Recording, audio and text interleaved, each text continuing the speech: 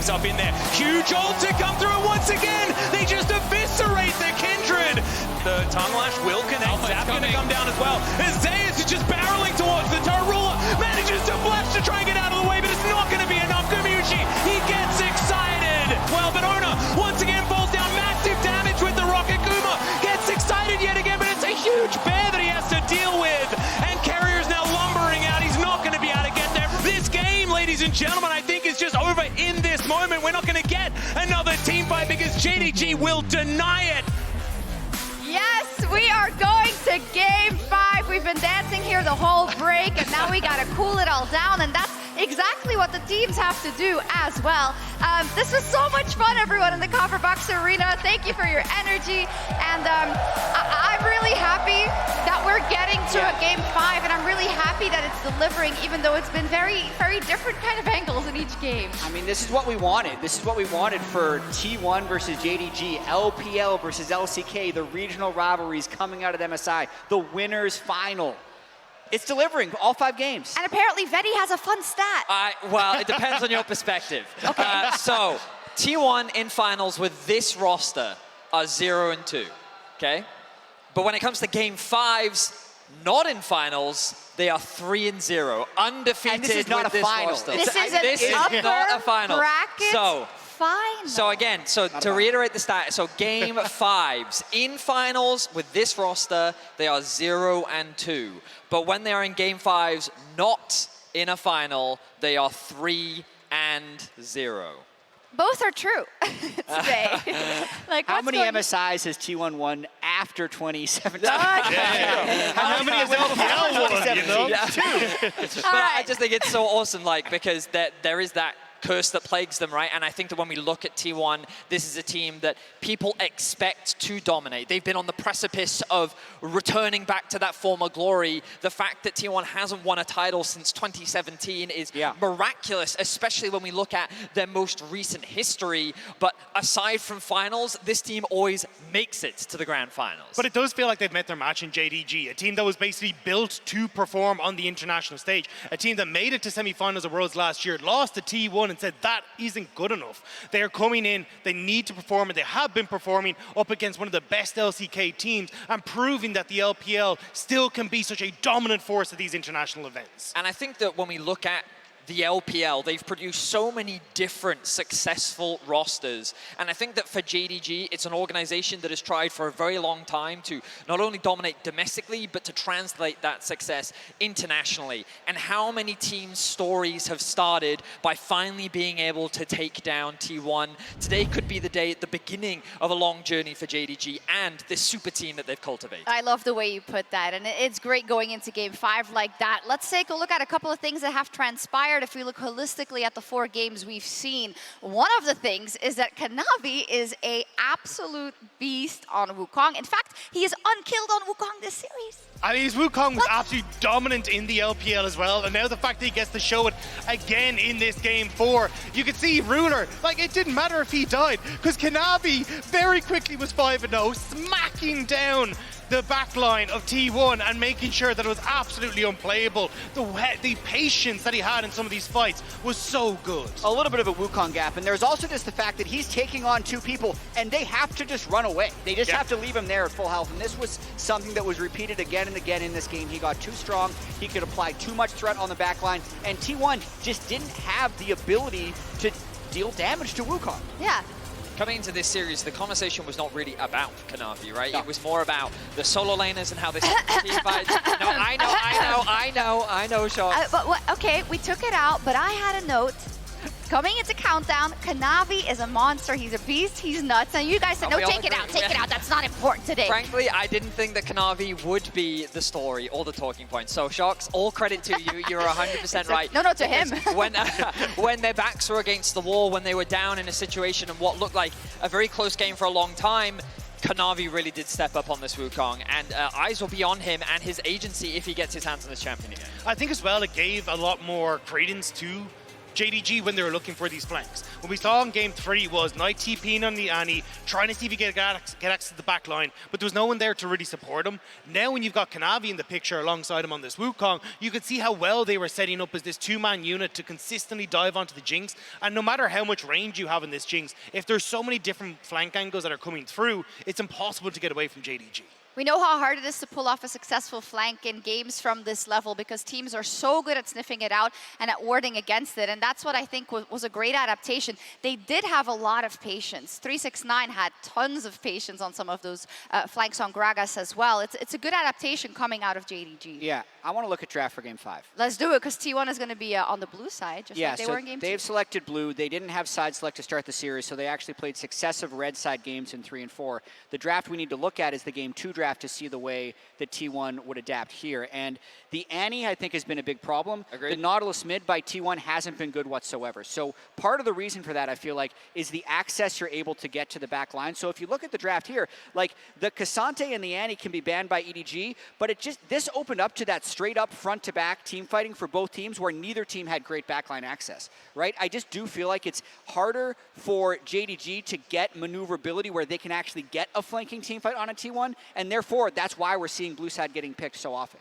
The reality is that this whole game is being defined by those fights at about 23 minutes into the game in mid lane specifically, right? Yeah. And as you rightly said, Annie has proven monstrous for JDG just because of its setup. But now that T1 are on the blue side, they have the ability of either first picking it or forcing JDG to ban it away. So that's one problem resolved for T1, which then brings up more questions for JDG. How do they have that same agency in mid? Because so far, the only success they found is with Knight being the actual primary engage and facilitator. And this is when you then start looking at the support role. How valuable is this for Khan?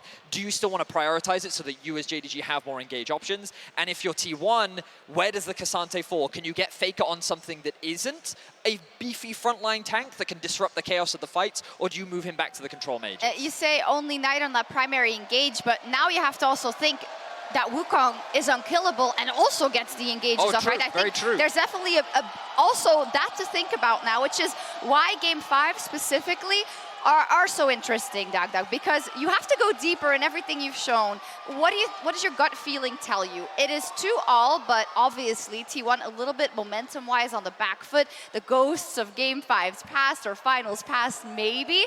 So where do you think they're going to go? I think for JDG, you're probably going to see them go back towards, okay, let's get Kanavi onto a carry. If it's the Wukong, whether it's something even like the Xin Zhao that we saw, and then having a facilitator again in the mid, Annie will probably be gone, Ari will probably be off the board as well. I wouldn't be surprised to see him go back towards something like Lysandra and just going, hey, look, you just need to be the setup for the damage leader of Kanavi, but enough threat where we can spread out these fights into skirmishes, and they're not front to backs anymore. There's so many different angles that it just makes it impossible for T1 to try and take those big tanks into that front line. And as we have 1 minute left, and we have Verius out of the race prediction-wise, we have Jat who said 3-2 T1, and Dagda who said 3-2 JDG. So Jat, how does T1 win game 5? So I feel like they do win game 5. Okay. I'm not convinced that they have been bested in this series. I don't think they've actually played that well so far this series. If they can have a stronger early game, and if Keria can be on something that can start team fights and be the go button for the team, that's enough. Cassante banned, I like the Tristana for FLICKR. I'm actually okay with FLICKR being on a control mage yet again, but just leverage their experience. They've been in these situations several times before and play a calm, solid game of League of Legends.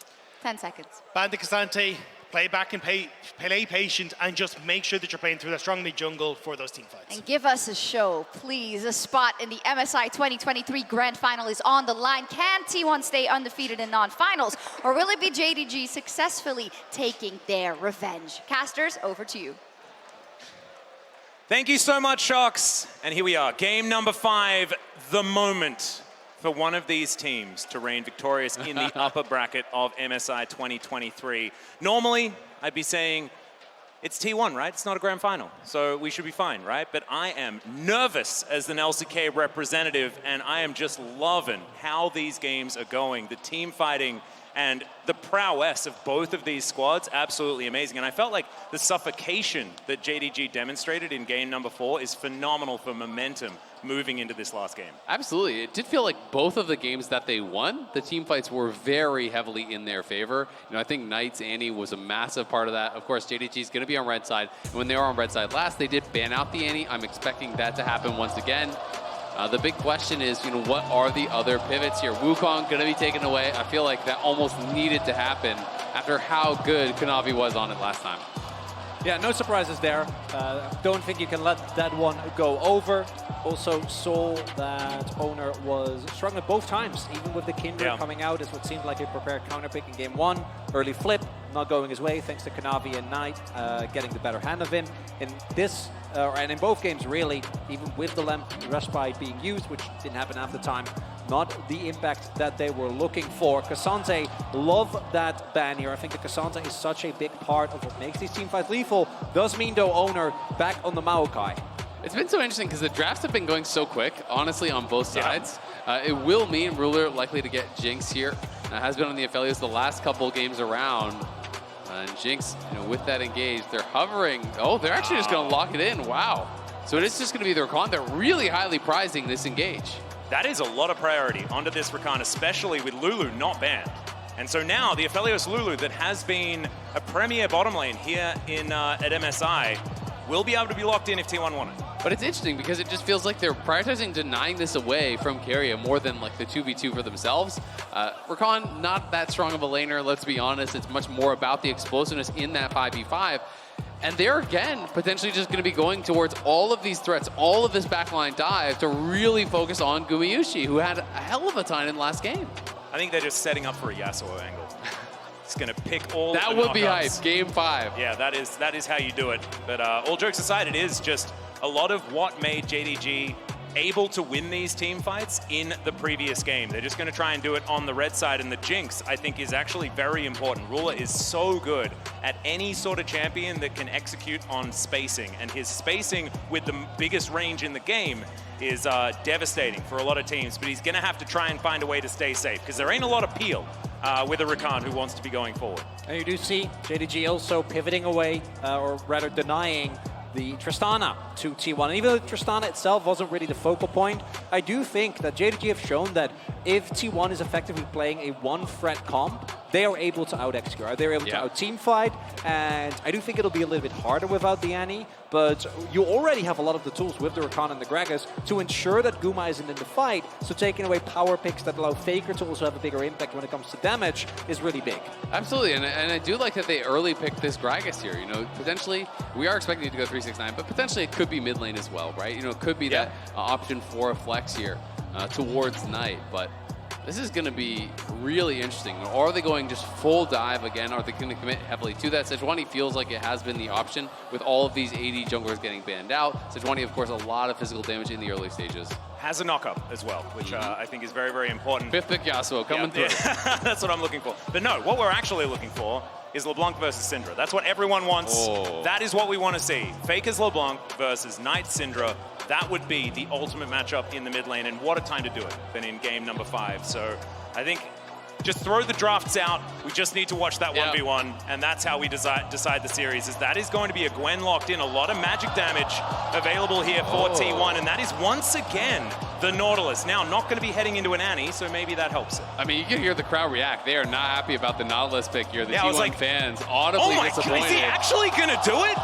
They're hovering. They're hovering. No, they're trolling me. Then maybe they were listening. Silas is actually so good here. Yeah, I think Silas is a good matchup into the Nautilus. There's great ults to steal from the Nautilus as well as from the Maokai. Those are two of the really premier ones that you can dig away. I love this pick. Also pairs really well with the Sejuani. It's a double melee pairing. So there's lots of ganking options here now for Kanavi. I think it's a really intelligent grab. Not only that, but one of the biggest powers of the Maokai is his ultimate, right? Just having the ability to either deny your opponent's dive, which, to be frank, that will still be good against JDG, but even with zoning off objectives and trying to force fights on your terms, it is really valuable. But if the opposing team also gets a Maokai ultimate, so much of that value is lost. As you mentioned, amazing matchup into the Nautilus as well. Nautilus doesn't have the damage to outtrade Silas if he can get multiple Kingslayer procs. And I think for me, the breaking point is what is going to happen here with this Gwen. Because Zeus actually was able to get so much damage done in the game where he did play it, and it does solve the issue that T1 have been running into, which is not enough damage in team fights. Yeah, not enough threats for sure. But I do have a little bit of a question about like how is it going to go for him, because it's not into something like the Scion where it's just an absolute free lane. I do think the Gragas can kind of trade a little bit more effectively, especially pre-Ripmaker before you have that spell vamp. Oh yeah. Especially if it is AP Gragas, you can kind of poke and prod there. And it is going to be Comet on the Gragas, so it likely will be AP, likely Everfrost. And I do think the 369 is going to have a much better lane compared to what he had last time against Zeus when he was playing on that Scion. So it's going to be a really interesting one here. I do think FLICKR in some of the early levels can definitely trade with the Salus, but as Salus starts to get more levels, and as you say, starts to get more rotations of that Kingslayer, it can be really difficult. And late in the game, if he gets rotations of these ultimates that he can hijack, Depth Charge, Wild Growth, as well as the Nature's Grasp, it could be very, very scary. Here we are, onto the Rift for game number 5. Which team will be going to the final of MSI 2023? That's what we're looking to find out here. Which team will have to fight through the lower bracket to get a rematch with their opposition? T1, they have the Maokai at the ready yet again. Has been so powerful, but this time, JDG brought one of their own. And either T1, maintain their guaranteed, because of course there's a lower bracket win rate of getting to finals over the last years, or JDG get the highest guaranteed finish, right? Because if they make it to the finals, that's a guaranteed top 2 for them. Something that the organization has not been able to do. It's been only uphill. Of course, got the semis last Worlds. And they have a prime opportunity now. And have so many times been favorites for so many international competitions as well. JDG have been lurking for so many years. This would be massive if they can get there, as Zeus and 369 just fighting one another for a moment. And the body slam going to come through to win that one out for 369. Message received. 369 very clearly wanted to get that ward down. Zeus is trying to defend on that push, but not quite able to do so.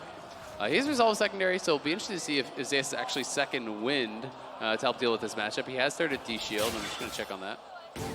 Yeah, so he is actually second win. So D-Shield second win is going to help to deal with a lot of this poke. 369, as we saw, is going E-Start here, which can be really effective in these early levels. Yep, FLICKR finding a decent little trade there on tonight, but nothing really to worry about at level 1 between these two.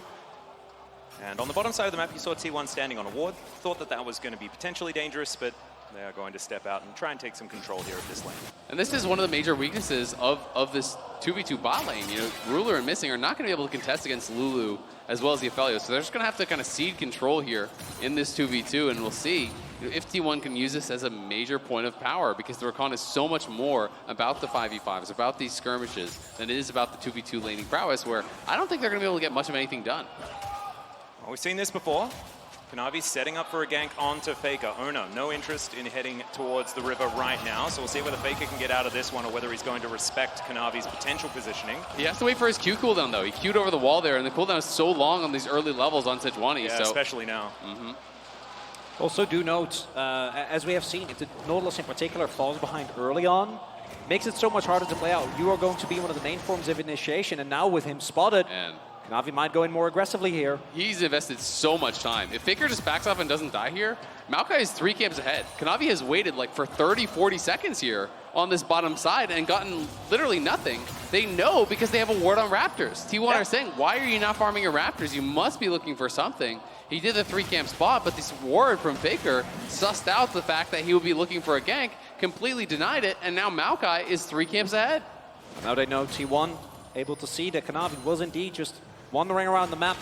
Going to be taking his Raptors now, but that is going to be a level lead to come through. There is no prio though in top and mid, so Kanavi still be fine or should be able to pick this up thanks to the help of his teammates. Yep, FLICKR actually trying to find a bit of a trade here on tonight in the mid lane, but just going to utilize his shield for a bit of extra damage and then back on away. We'll have to see. Can Kanavi actually cross through mid and get double scuttle? Because that would be a way to kind of bail himself out of the situation, but it doesn't look like it with T1 having bot prio. It should be T1 grabbing the bot side scuttle. Yeah, especially with Ono now being able to move around. So Kanavi going to move in there as now FLICKR could be in trouble. He's going to flash, gets the E off to make sure that they are slowed. And the present going to be delivered over to Knight. He says no, but it is still going to be Ono with control of this scuttle. Big win for Knight specifically. No flash on FLICKR means that he is both a lot safer, gives him the opportunity to play around, but it does not solve the issue, she pointed out, of Kanavi being pretty far behind when it comes to jungle farm. Owner now also going to start his second clear here. And going to be pretty substantially ahead, as Kanavi still has had his red buff and his Krugs up this whole time. Yeah. Good bit of pressure here from T1 towards bottom side, but Azael, that's what you've been talking about this whole time. Very difficult for a Rakan and a Jinx to get control against the Lulu Aphelios that has been dominant so far this MSI. Yeah, absolutely. But on the top side, 369 doing a really good job in this matchup again. This is not Silent. You don't just get a free lane against Comic Gragas. It is really difficult to actually lane against in those early levels. Once Zayas gets towards the Riftmaker, gets his Leeching Leer, starts getting some more sustain, it becomes a lot more easy to actually deal with this. But in the early levels, 369 is really going to be able to create a pretty good advantage. Yep. They watched Carrier back there, so there was maybe a minute opportunity here, but you can see JDG not going to go overly aggressive, and Gubushi's going to wander his way out. Has once again taken the Ghost on the Aphelios, trying to get a bit of extra movement around, and FLICKR organizing his minions, utilizing his depth charge. Pretty cute there to make sure that he can keep the wave over his side of the Rift. Well, either Carrier is going to have to go towards Mikhail's, or they're just going to have to be incredibly careful with their positioning, because if Sejuani ult connects onto Guma, no cleanse for that. Stolen Maokai ult can also be problematic. Of course, there are ways to deal with it. There are frontliners to actually block it for him, but if they're able to get into that backline, it's going to be a problem. As we see now, T1 hasn't really been able to make use of the early lead that we did find on Owner. He does have an experienced lead, but it's very minute, right? Like maybe a camp. Don't think that with the pace of how these games have been going, that is really going to be the main difference maker. And that means that as we move towards that inevitable Herald fight, because Dragons, I think, have been pretty low stakes, at least the first one, often given up. And it's also just a Chemtech Drake. I'll let that one go. Right on the edge of the cast there, as you can see, Zayas now dealing with a bunch of minions and 369, losing out on that trade as FLICKR engaged upon once again. Permafrost is fantastic, and Knight steals away an ult he doesn't even need to use for first blood. Nicely done. Kanavi has been spending so much time around mid lane trying to get Knight into a good spot. They know they had forced out that flash earlier, so they go right back to it. They don't even have to commit the stolen Nautilus ult. You can see Knight is actually moving down on the minimap, and look where Kanavi is. They're going to double blast cone over and try to use the stolen Nautilus ult to threaten a dive, but FLICKR is wise to it. He's running straight out towards bot. Is going to bail out as they now see them warded on the Dragon, but a nice look and a nice response from T1. Actually see the immediate pivot from JDG as well. Use the blast cone to just get on top of Dragon. Will be able to pick that up.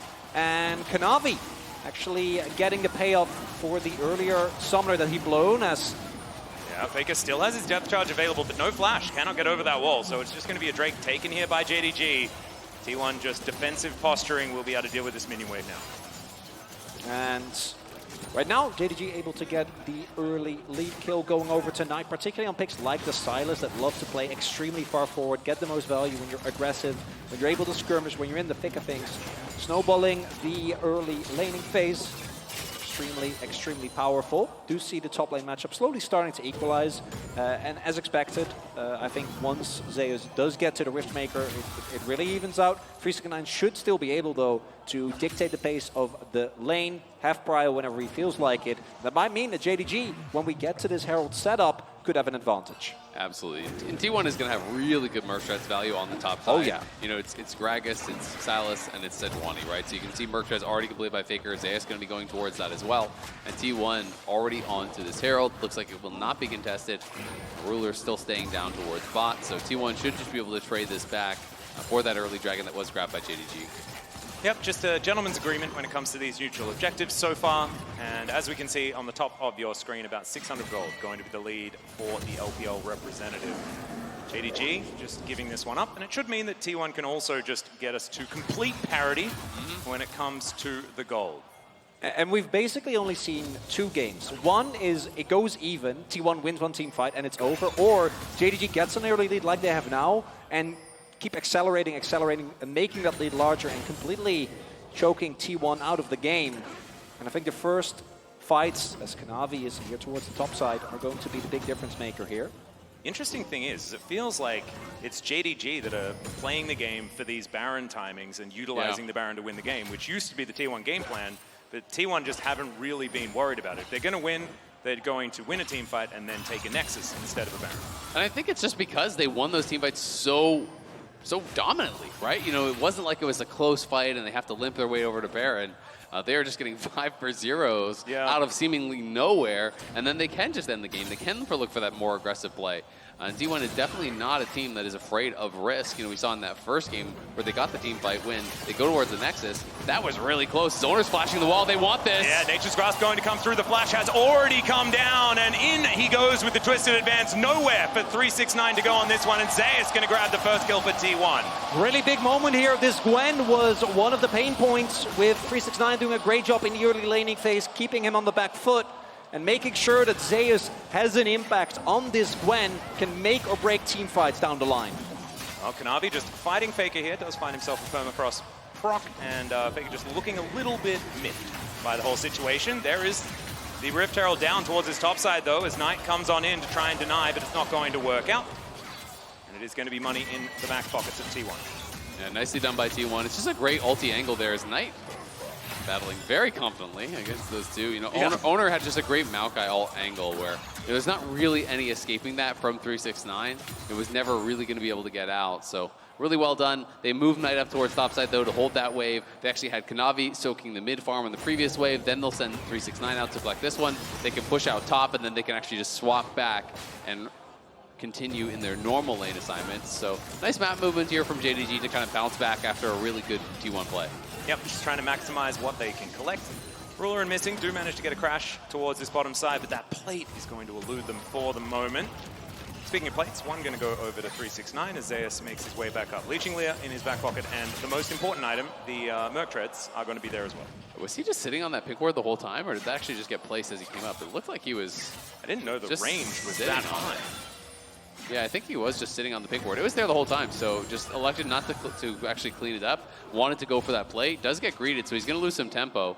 It is 369 as expected, moving up towards top, but potentially, you know, T1 could maybe deny a couple minions off that mid. Not going to happen though, as Knight will just now use his TP. Yep, teleport comes back. Ruler does manage to pick up that plate that was on offer. Only a few more minutes before those plates are going to go down, as Owner with the ultimate back available once again, lurking in this mid lane. They've got a lot of CC, but not a lot of damage with this duo.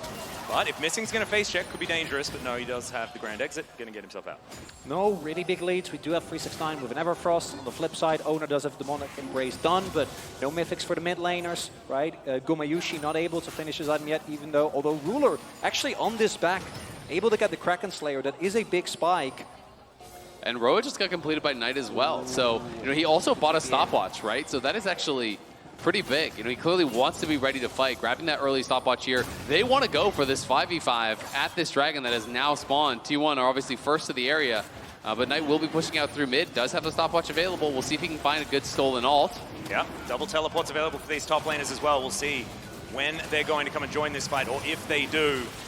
Ocean Drake being started by JDG, down to 50% health as Knight off to the side, spotted by the sapling, and it looks like T1, they want none of it. They've lost control of the area, and they will just give it up. But it's 369 that TP down. Zeus did not, so he's actually going to be able to get a plate top. There's no TP to answer top, so he's going to be able to get a plate.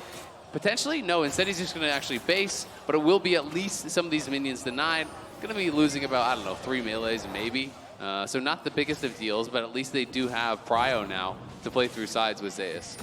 Yeah, I think when you're JDG, you're also not too unhappy about it, right? You get the 369 in particular has been up in CS, so even with the kill, the goal is very close to even, about a 200 difference, so not going to be a big issue there. And I do think if you have Riftmaker, might expect Zeus to play a little bit further forward there, but at this point, not going to win that 1v1 against 369 just yet, and if you're too far up the lane, might just get blown up. As do see, when we look at the bottom half of the map, even though Gumayushi is up, went for his Berserker Grease, and as a result is behind on the Mythic time.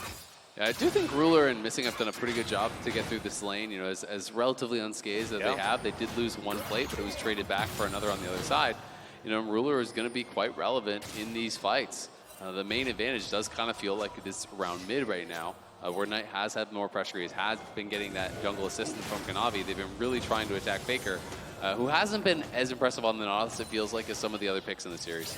Yeah, not so much. He hasn't been the main character when playing this particular champion, but at least to go back to some previous points, they have both Zeus and Gumayushi. That's what you're going to be looking at on the T1 side. However, it's going to be all about Ruler and Knight this time. Kanavi as well sort of gave up his carry boots that he was wearing in the last game And so it's him and FLICKR that are taking a backseat moving into this one. Yeah, and Knight is almost 1k gold up, right? So he is going to have to make a really big impact here. Gumayusi pretty far up. He manages to dodge a couple of abilities, but that is a key flash now on cooldown for T1. Yeah, and remember, he had no cleanse, so he had no choice but to flash there. They committed the heal and the ghost for move speed. Saw it wasn't going to be enough, had to use flash also. And now JDG in a great spot potentially to look for this fight. Remember, Missing has flash and ulti, and 369 is flanking here with his flash, so a tough one to enter for Guma. Yeah, you can see Zeus trying to mark this Gragas.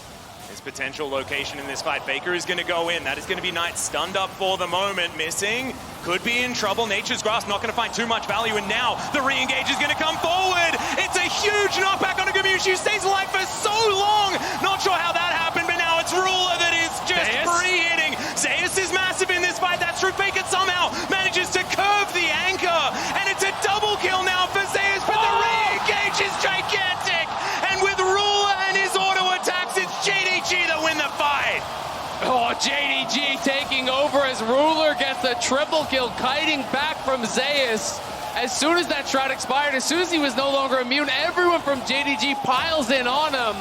And Ruler just headshots him with the ulti, gets the reset, and they pile through. They'll take the objective as well. And again, 369 is giving T1 flashbacks to what happened to them in their spring finals, because those Gragas flanks are insane, right? Completely splits up the fight. Guma is staying alive somehow for a lot longer than expected, but it doesn't matter because he doesn't actually get to do damage.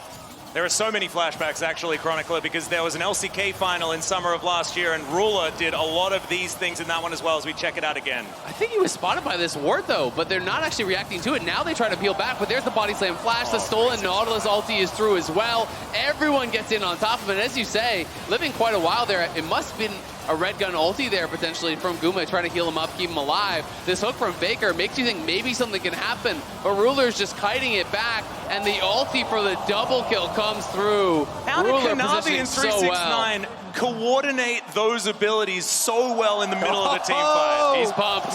Ruler, and because of the placement of the wards, 369 was actually never spotted. He actually moved just out of around, range. was never at any point, and I think by the time you saw Carrier move over, T1 seemed to have an inkling that something was wrong, but it was too late. And then that combo between 369 and Knight with the stolen ultimate, beautifully done.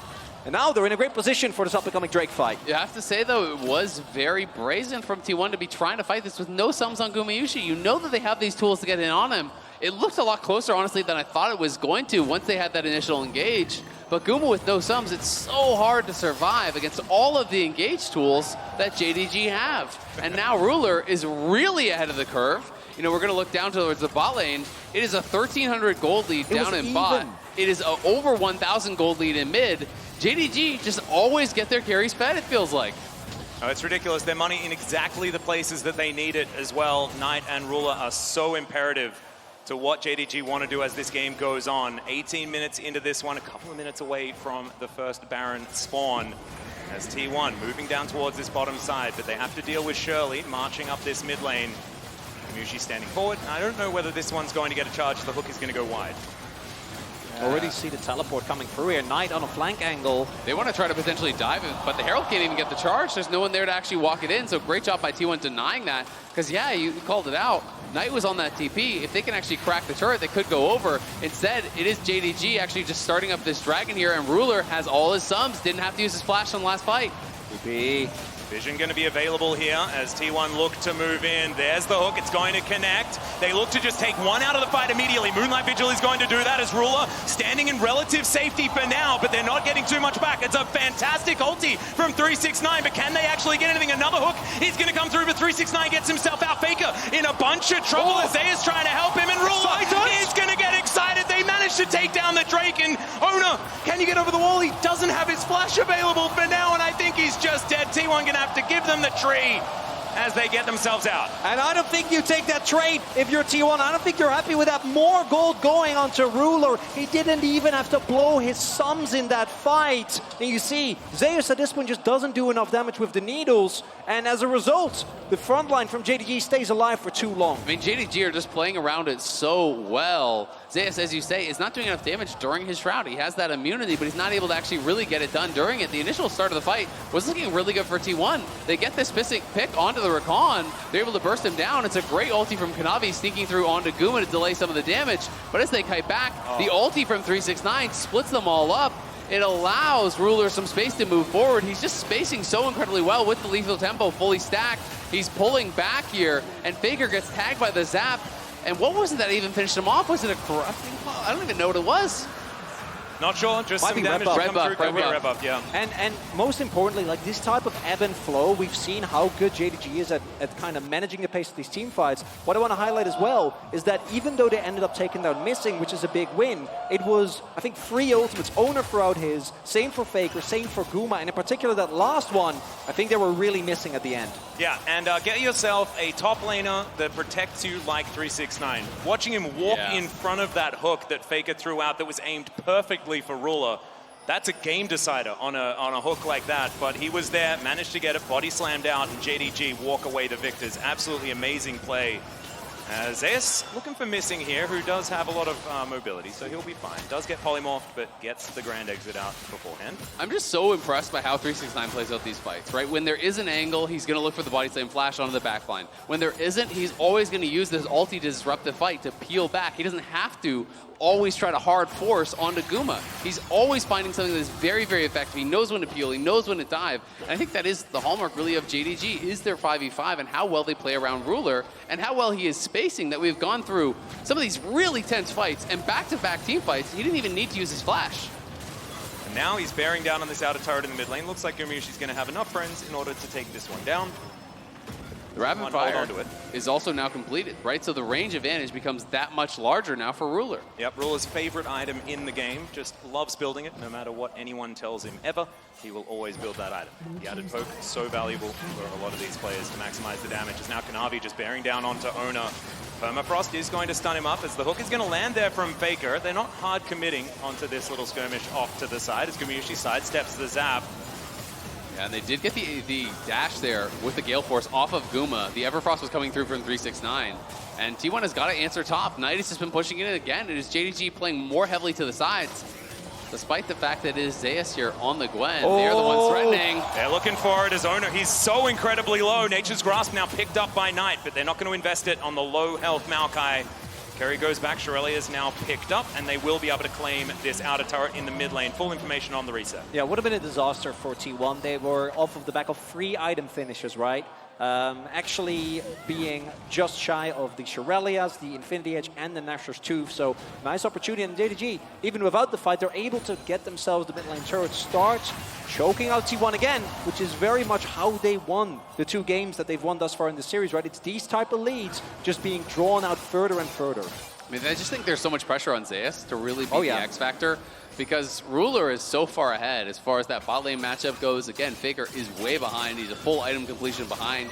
You know, it has to be Zeus really making things happen. He has gone towards the Nashers, which a lot of people really do look at as more of kind of that side lane item. Yep. But if you can get in onto Ruler, if you can find that connection onto the back line, he's going to be massive, and that's really what he has to look for. He has to find a way to get past all of the bodyguards that JDG have. And that's the main issue, right? Between Kanavi and 369, it seems like Ruler, even though he doesn't really have anything like a Kench, a Fresh, is still untouchable in every single fight. And it's this issue that T1 have to solve if they want to find their way to another final. But right now, it looks like JDG has just been able to deny any engage, any flank. Ruler is just never, ever touched. Yep, the best way to peel is to permanently CC every one of your opponents. And that is the JDG strategy for this one. And so far, it has worked out, especially in the previous game.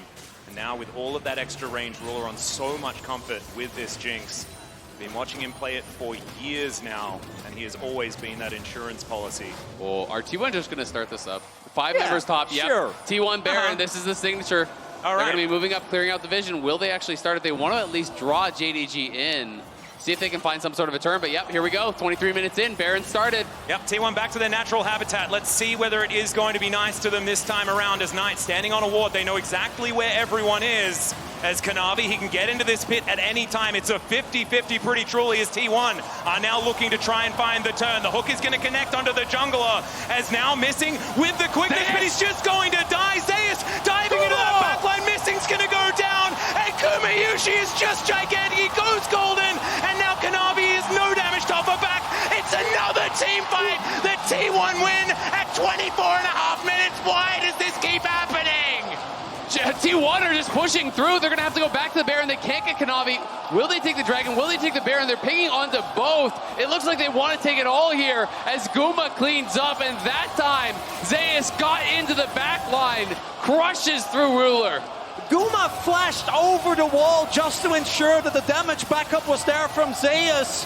And T1 Baron, it wasn't about the Baron, it was just about finding the one angle that allowed him to fight JDG. There was one player that they needed in order to get them over the line, and it was Baron.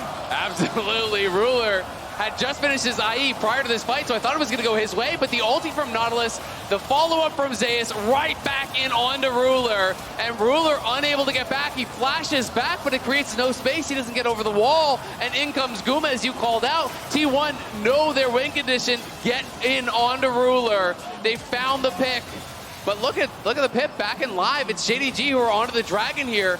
They're going to move to Soul Point.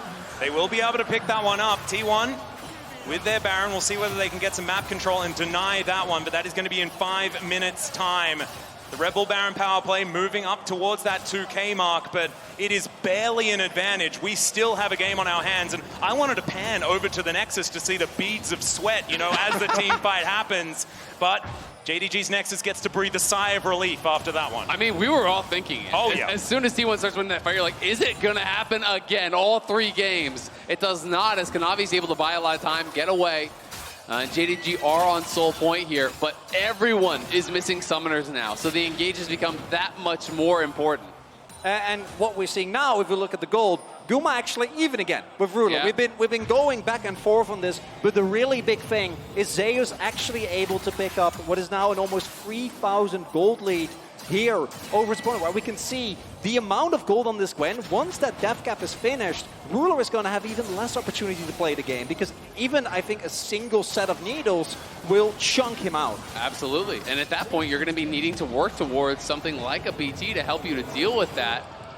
And he's going to have the death cap right now, so Zeus is absolutely massive. Knight is trying to work towards it, but Knight is a couple thousand gold behind where Zeus is. Zeus has also hit 16, by the way, so level 3 ultimate, death cap completed.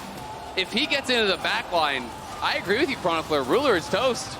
And I think it's actually so fun to watch, though, because when the game has these 2 hyper carries that are so evenly matched, you have to look to the next rung. And in this game, it's Zeus that is stepping up. But Knight, he's on the Silas. And you can always find angles. You can always find windows if you have the access to about 1,500 different ultimates within a team fight, and he is so close to level 16. Absolutely, and if he can get that 16, if he can get his death cap as well, things can really start to get more difficult. Look at 369 though, he is threatening over the wall here. I think they're just gonna give up the tier 1. It is a big Baron power play here from T1. They're 3,500 gold that they have swung in their favor. Blue Trinket paying for itself there, spotting out 369 off on the flank as T1 move through the enemy jungle. Look to try and grab this inner turret here on this bottom side. 3.5 thousand gold. It's going to be that Rebel Baron power play here for T1 as they just zone them away, utilize the Nature's Grasp, and now look for a reset. There you see the value, right? Zeus, with this death cap finished with the lead he has, and the Nashers is going to chew through a turret in a matter of seconds. And yeah, thank you very much for pointing out that one, Azil, because you don't have a choice as Ruler, right? I don't even think that something like a BT, which is really good in this poke, is going to help you if Zeus ever actually gets on top of you. And on the flip side, because of that fight and how it played out, Gumayushi does have access to a BT right now, so it's going to be so much harder to take down in a split second, to something that JDG have been able to do for this entire series so well. Knight, though, has about 2K in pocket, so he's only a couple hundred gold away from completing his death cap here. Ooh. They really want to get him that death cap before they fight. It is such a massive spike. But T1 are really pushing the pace now. You know, they got this lead. They have been heavily, heavily forcing here.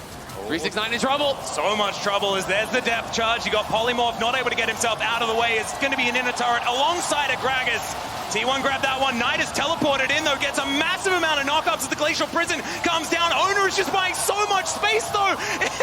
What is that blast cone? Knocks everyone around, and Owner is going to be taken out. Faker finds the hook. Ruler is now able to free hit, though. Oh, that's 2 autos on Naguma, and he's just out of there. It's a 1-for-1 in the end, guys. Nothing to worry about. No biggie.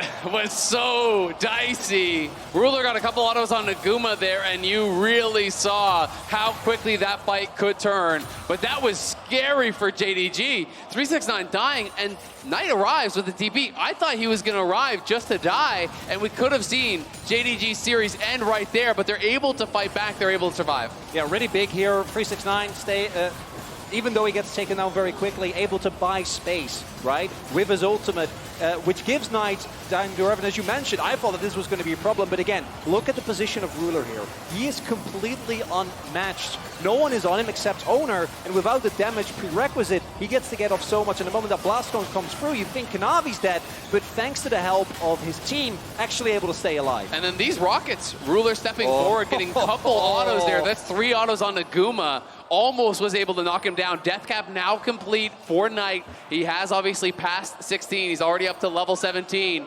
We are at Soul Point here at JDG. Are moving towards it, but it's T1 who are going to be playing through mid, and JDG cannot ignore mid lane completely.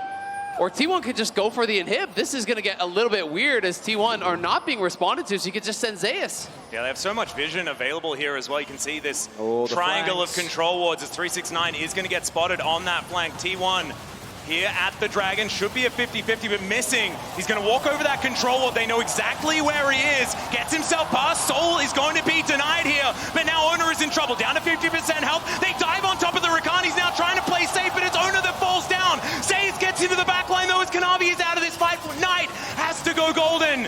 And now it's just protect the ruler for JDG. They get themselves out, but they don't get the Drake. It's Drake for Tree. Yeah, only Owner goes down, though, and with Owner down, JDG might try to get a reset in and hard run towards this Baron. T1 just starting it without a jungler. T1 starting it. What? Okay, well now full information is there as well because they get the blue trinket down. Okay, calm down. All right, I'm going to have a sip of water, guys. Can we just ask the teams to chill out for a moment? Oh just my a little God. bit. T1 are just staying in the area because they know that this could be a start here from JDG. T1 have 4 members here. Owner's respawning in 5. Well, Hook is going to land here as Faker just says, we're going in. Moonlight Vigil is kind of massive, but Ruler's going to take down Faker. Zeus is huge, but he's dead. And it's a double kill for the Jinx. And T1 why? just give them a Baron. Why did T1 take that fight? It's a 4v5. You have full information. Faker hooks in, gives over 2 free kills. JDG take the Baron, and in the critical game 5, they take control.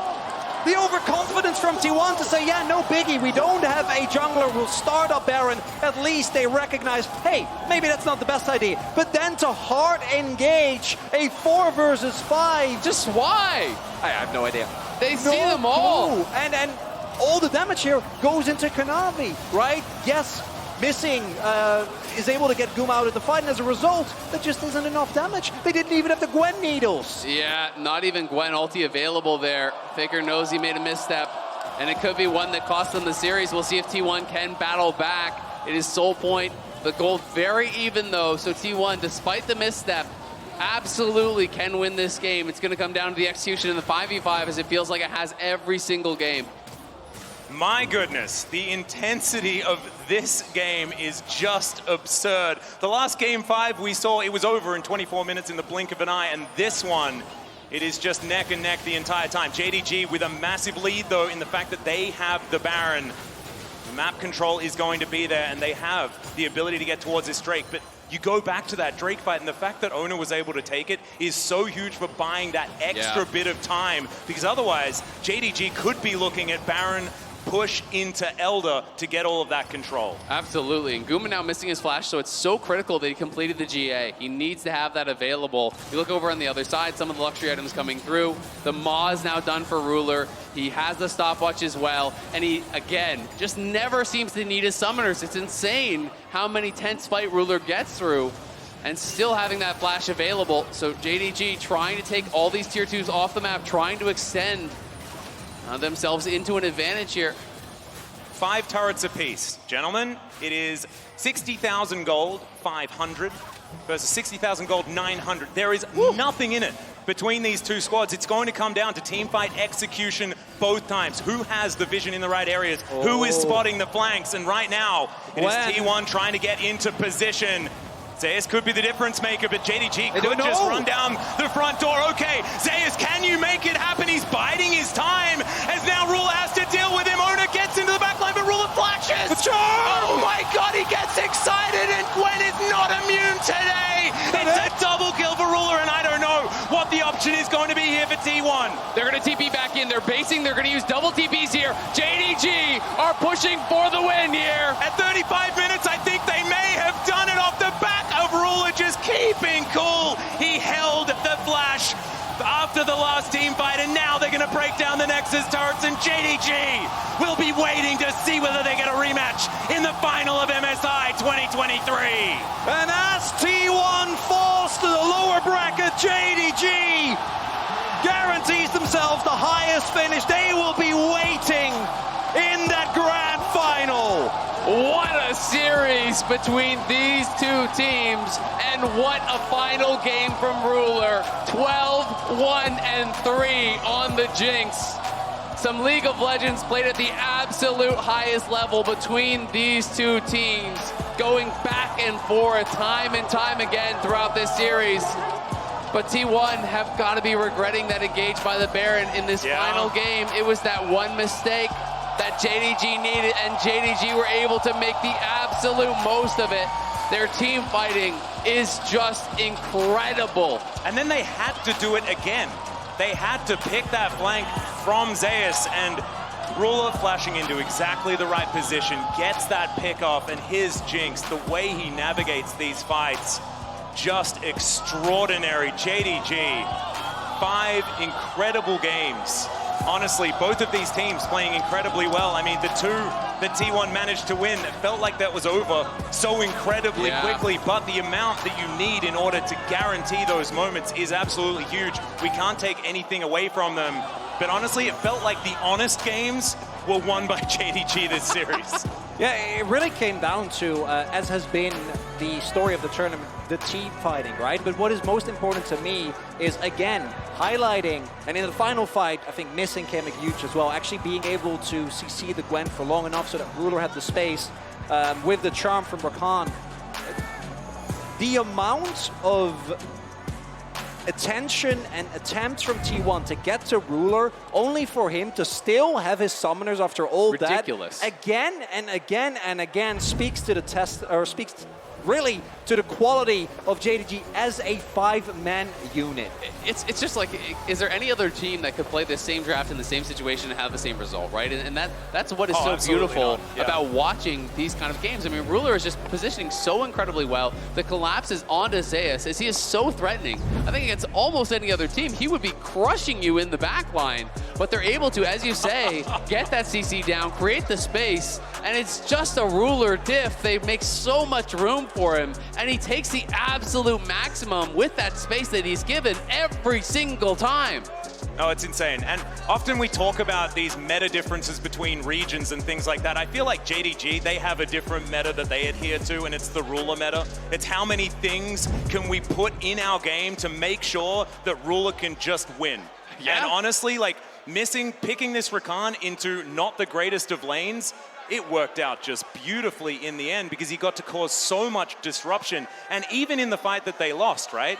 It was everyone on JDG piling on top of Ruler to be like, we can try, we can still keep you alive. Like, they are just a hive mind, and it is beautiful to watch them team fight. And it's so hard. Like, you come away from this series, and people love to talk about pick ban, but there's so many problems because JDG and T1 are playing so many different champions at such a high level. You cannot possibly ban these teams out. You know, you look to the Andy, it's like, you had to get rid of that. But then the Sylas was problematic. The Gragas was so problematic because of these beautiful ultis. There's so many picks. There's so many different ways that they're playing it out, and they're doing it almost perfectly, it feels like, every single time. Yeah, I'm. If you're BLG or Gen G, you're looking at the series and going, oh boy. We got some preparation ahead of us. We might have a rematch in the finals. I mean, that's the best part, right? Because this went all the way, and especially with some of the games feeling almost ethereal over after a single team fight. And then this one, I think the closest of all, an actual back and forth. The JDG are able to win after a incredible performance of their team fighting play. Oh, what a day. Incredible series that we've had here in the upper bracket finals. And to wrap it all up, Laura's standing by with 369 in the Verizon post-game interview.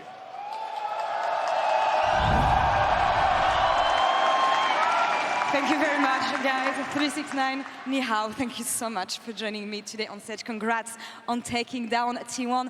Quick temperature check here. How would you rate your performance today? 3, 6, or 9? 欢迎369选手来到赛后采访，恭喜 JDG 今天在这场比赛中获得了 T1 的拿下这场比赛的胜利。简单的第一个问题，如果用369来评价自己今天的表现，你会怎么样评价今天自己的表现？今天。就是观众说的吧，9吧。As the audience say, 9. 9, with confidence, of course. I'm just wondering, given the state of the top lane meta right now, how would you rate your impact, especially on champions like Gragas, who are supposed to handle and manage the team fights and create space for the team? 其实想基于目前的版本，主持人想问一下，是关于你觉得上单对于整个游戏当中全局的影响，特别是你今天在拿到9桶的时候，你觉得你是如何在团战当中发挥作用的呢？就是前期就是把对面 ADC 开死几次，让我们 AD 的装备更好，就这样。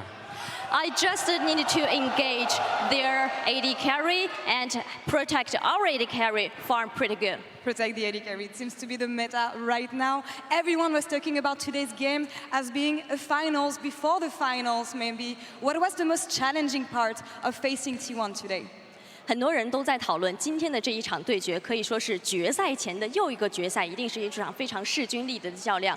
369选手觉得今天这一场比赛赛前，你们觉得面对到 T1 最大的挑战是什么呢？因为这次也是代表 LPL 出战嘛，就是守护 LPL 的荣光吧，就是这样。Because we are one of the LPL representatives. Only thing we need to do is to defend our honor for LPL. Of course, and this is also the reason you guys reached the finals today. But there was a lot of expectation coming from you, 369, here at MSI this year. How strong do you feel right now compared to when we saw you at Worlds? 其实这就是大家所期待的。主持人也看到了369选手，也相信这是京东今天能够赢下比赛胜利的一个很重要的原因，就是去守卫 LPL 赛区的荣耀。那么这个问题，接下来想问一下369选手对于个人的表现，你觉得今年自己在 MSI 的表现有多强？和世界赛相比，去年世界赛？因为就是我们去年输给了 T1 吧，然后今年就是复仇了，然后还是很开心，觉得就应该是比去年打得好的。I'm very excited and very happy because we lost to T1 last year, and today we get revenge. It really shows that we are much more stronger. You get revenge, you reach the finals. LPL won the finals last year at MSI. Is there anything you want to tell to all the LPL fans who came to watch you today and also people on stream watching you? 去年 LPL 成功捧起了 MSI 的奖杯。最后一个问题，有没有什么想对 LPL 的粉丝、观众、现场的观众朋友们说的呢？既然进到了决赛，奖杯肯定是要拿的。We have qualified for the finals already. We will definitely win the championship. I love this confidence.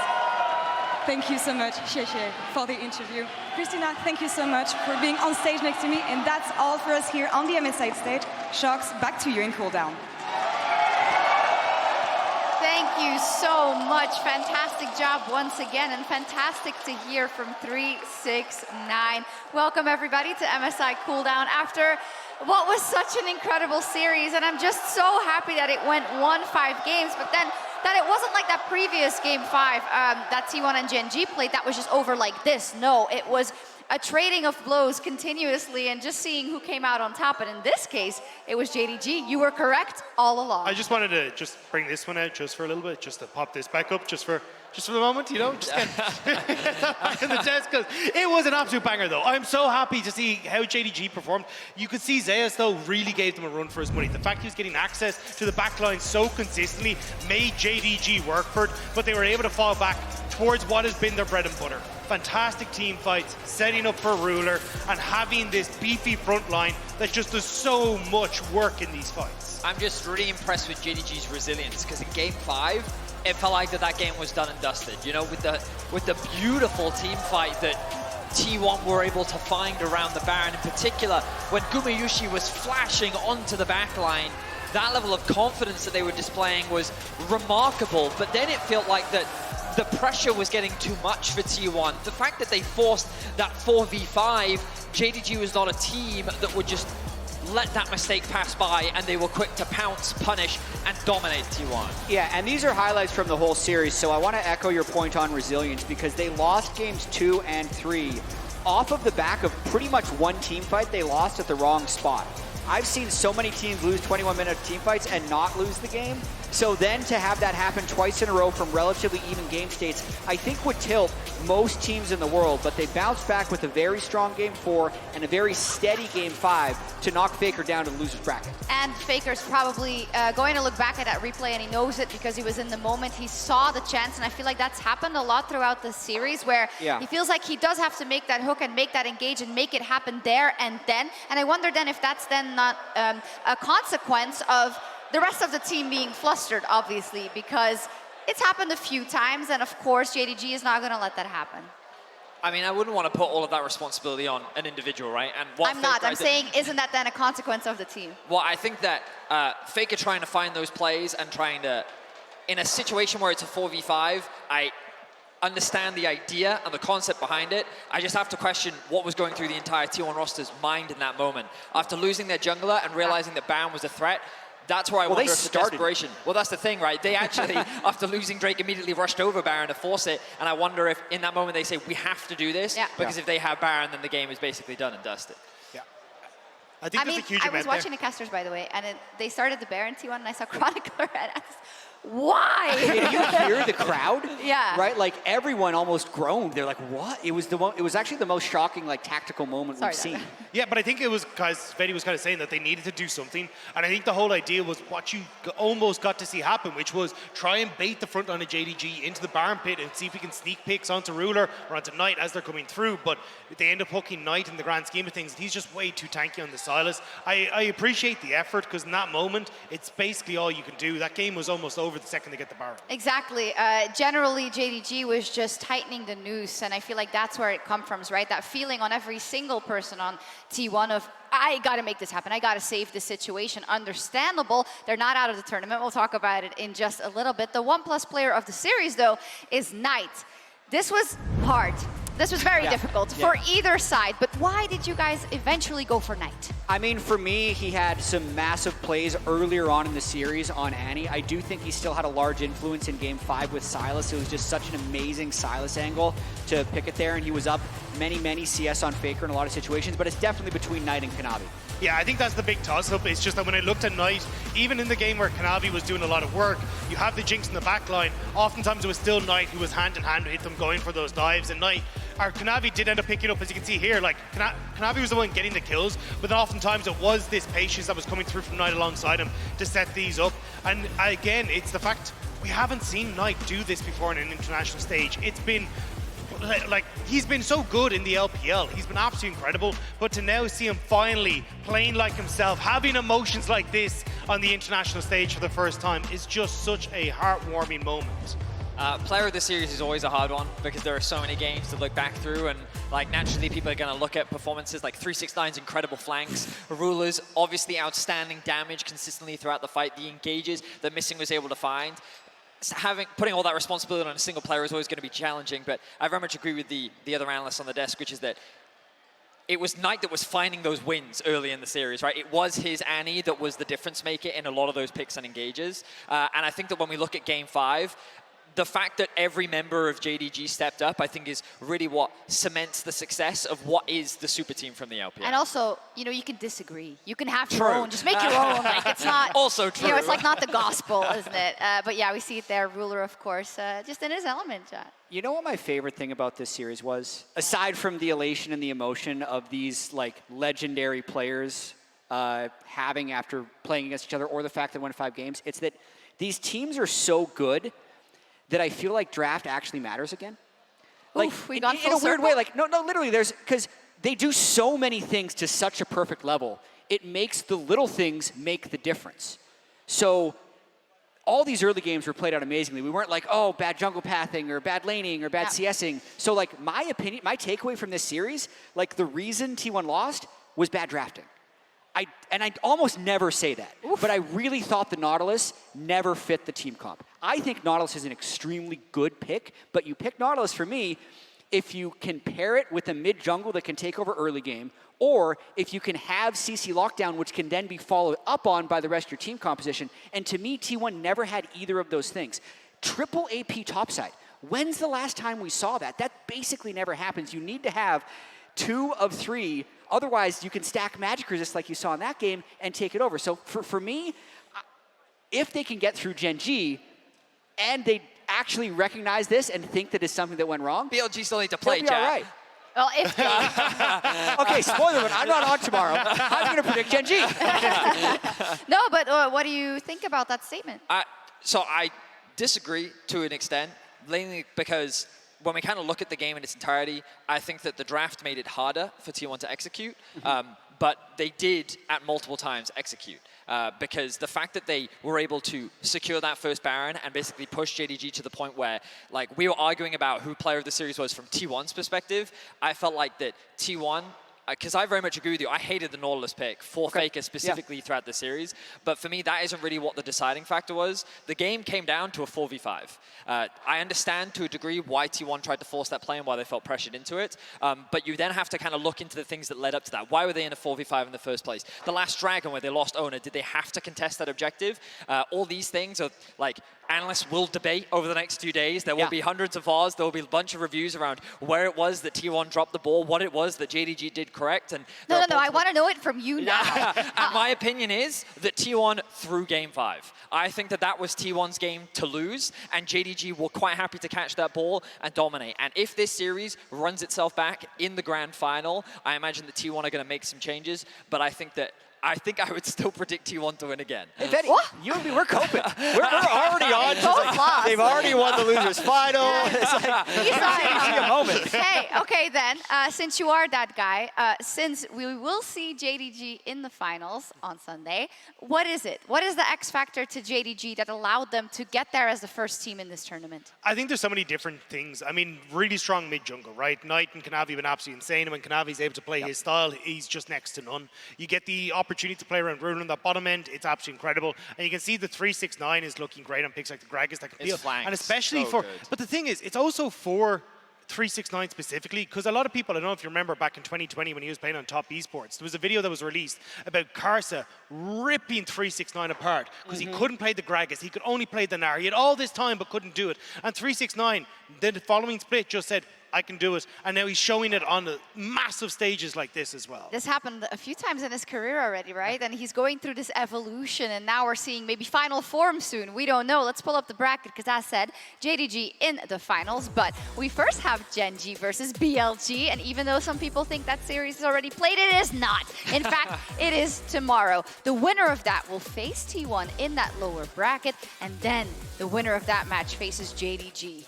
It's going to be a lot of team fighting again tomorrow. I can tell you that right now. I think the beauty of BLG is dragging teams into their playstyle. If you contrast JDG's performance today against T1 and their performance against BLG, there was way more fighting in the BLG series. Every objective 5v5, and that's because if BLG's on the objective first and you want to contest them, they'll fight you. If you're on the objective first, then they say, oh, well, we have to contest you to get that objective. And BLG will fight. And the question is Gen G ready for it? Because they're not going to get the slow early games that they like to play.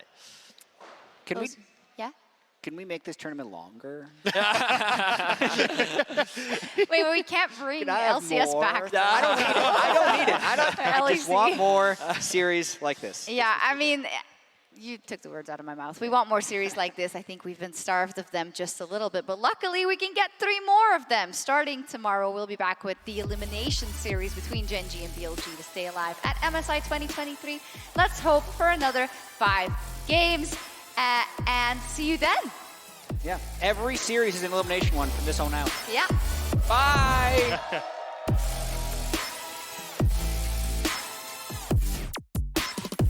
Navi trying to fight back, but already Owner is He's into the Brosto and Knight. He comes around in first blood for Kanavi. Again, that is YT1. Oh, that's a flash. Tibbetts, massive wombo combo. And immediately the Thresh is going to go down as well. Missing. He's just walking towards them. Cyclone. He's going to land onto everyone as Gumayusi gets knocked up. He tries to open. It's a double kill for Ruler. As now Knight's going to come on over to FLICKR here. These twin bangs just layering on top of FLICKR. Knight is going to go down. There's the immediate flash out as well. Double knock up from Zeus as they take the first one. This is unfair. How dare you bring a gun to our wet noodle fight? They knock up 369. Miasma going to try to be avoiding FLICKR, but immediately he's polymorphed and he's taken down. The knockups come through Knight. He's going to be punished, and now it's Gumayusi that rips them to shreds. Rocket not going to connect there, as now it's Gumayusi in trouble. It's just going to get eliminated as Knight turns up in the nick of time. Ruler's going to get kidnapped to come forward on the wall of a combo. Will connect. The Kazak's going to go down. Carrier will follow FLICKR.